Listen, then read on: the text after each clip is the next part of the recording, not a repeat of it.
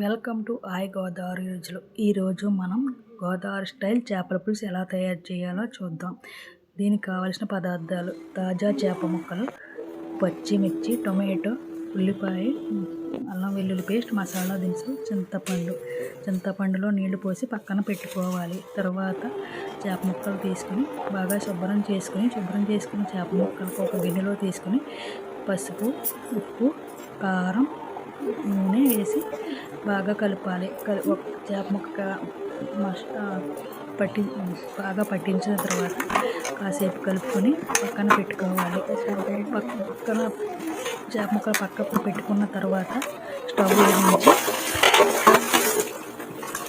బాండీ పెట్టుకుని ఆయిల్ పోసి ఆయిల్ మరిగాక మసాలా పేస్ట్, పచ్చిమిర్చి, కరివేపాకు వేసి బాగా వేయించాలి. వేసుకొని మసాలా వేయించడం వల్ల మాడిపోకుండా ఉంటుంది.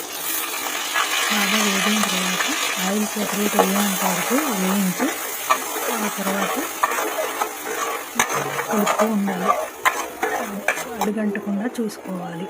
ఆ తర్వాత ముందుగా తరిగి పెట్టుకున్న టొమాటో ముక్కలు తీసుకొని టొమాటో ముక్కలు కూడా వేసుకుని అవి మగ్గేంత వరకు ఉంచి టమాటా ముక్కలు మగ్గిన తర్వాత